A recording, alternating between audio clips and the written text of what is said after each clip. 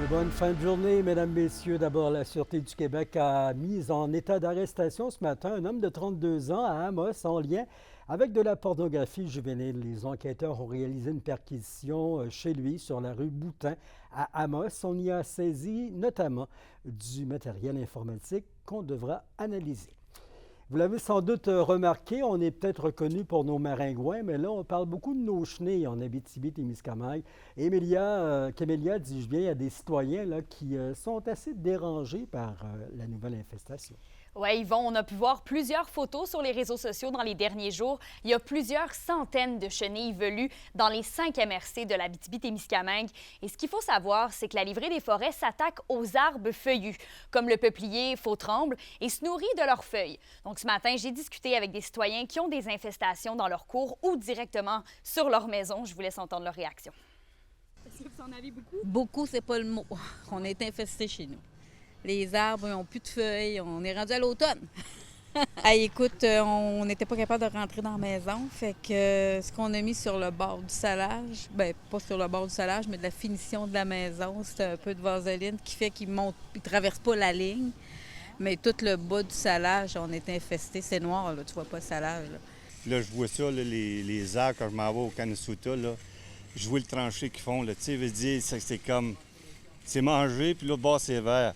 Puis sur le chemin de Canisuta, c'est dégueulasse. Puis là, ils sont poignés après nos cerisiers. Ils sont en train de manger nos belles cerises, comme d'habitude qu'on récolte. Et Camélia, pour quelles raisons ces chenilles nous envahissent encore cette année?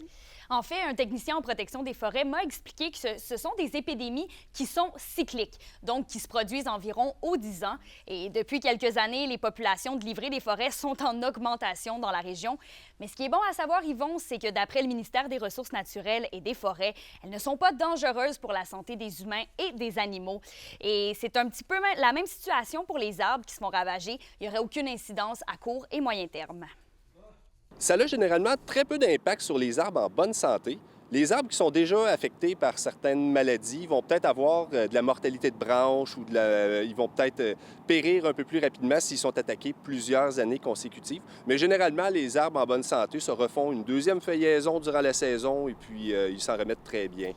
Donc, Yvon, il va falloir patienter, oui, jusqu'à ce que les chenilles deviennent des papillons de nuit, un phénomène qui devrait se produire vers la Fête nationale du Québec, donc à la fin du mois de juin. Bien, on va s'armer de patience. Espérons qu'on en a autant que de chenilles. Merci, Camélia. Au plaisir. Au revoir. Douloureux souvenir maintenant. Le 2 juin 2023, le Bel-sur-Quévillon qui avait été dans l'obligation d'évacuer ses près de 2000 résidents avec les feux de forêt qui faisaient rage. Un an plus tard, la catastrophe, la municipalité qui a établi des mesures préventives malgré les chaleurs des derniers jours et quelques inquiétudes.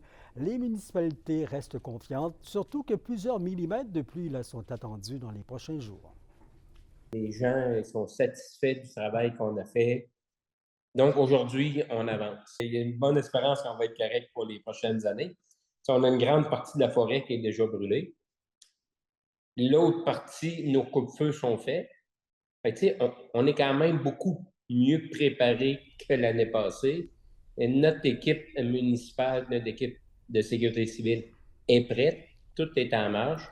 La Première Nation de Québaouek lance une campagne de collecte de fonds avec le soutien de Raven Trust. Elle veut sensibiliser le public à la contestation judiciaire de la communauté contre le projet de gestion des déchets nucléaires de Chalk River. La Première Nation rappelle que le projet présente des risques importants pour la rivière des Outaouais et les millions de personnes qui s'y alimentent en eau potable. Le ministère des Transports agit sur l'état du chemin des ponts à Montbrun. La route utilisée comme détour pendant la réfection du pont de la rivière Kenau-Jevis vers Aiguebelle était jusqu'à tout récemment difficilement carrossable. Le ministère ne pouvait pas laisser aller certaines choses aller et a déjà commencé à procéder à des travaux là, pour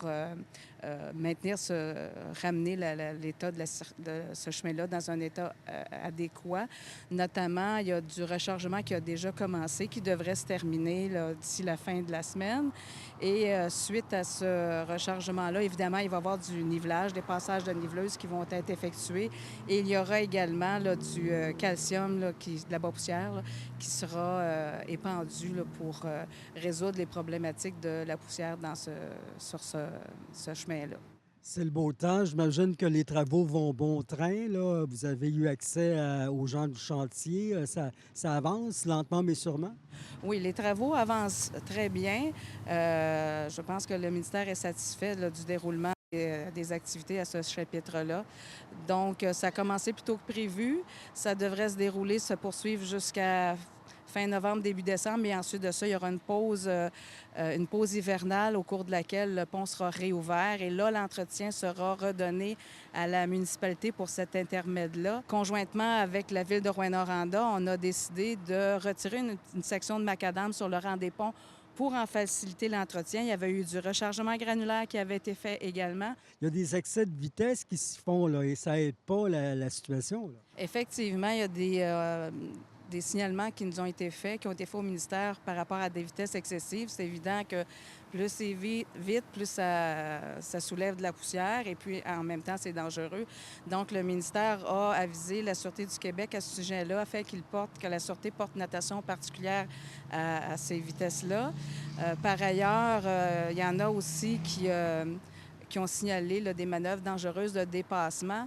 Alors, ça aussi, là, on demande non seulement aux gens de respecter la limite de vitesse qui est de 70 km là, sur le rang des ponts notamment, mais également là, de s'assurer d'effectuer les manœuvres de dépassement de façon sécuritaire parce que, notamment, il y a beaucoup d'équipements agricoles là, qui se promènent sur ce chemin-là.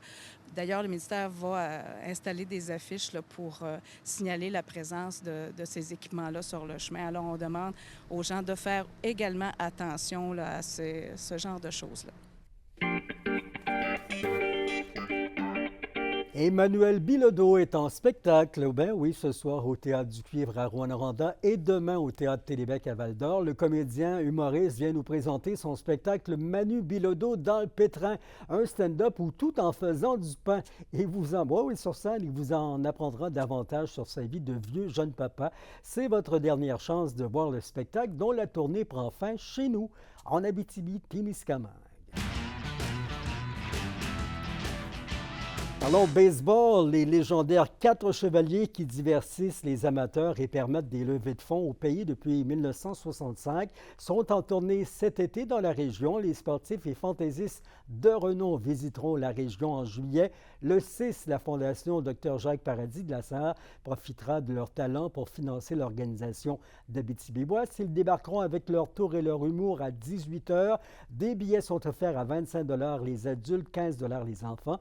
Auparavant, ils vont jouer à Amos le 5 à 19h30, le 4 juillet à Rouyn-Noranda et le 3 à Winaway. Kitsisakik les accueille le 2 juillet à 15h et Témiscamingue First Nation le 1er juillet à 16h.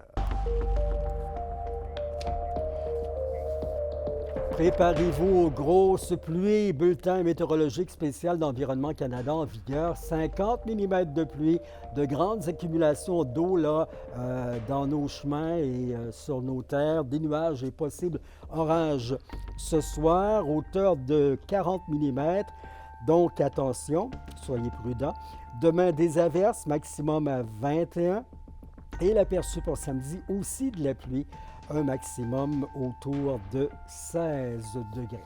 En terminant, la sirène de la fonderie Horn s'est fait entendre à 11 h, vous l'avez entendu aujourd'hui à Rouyn-Noranda.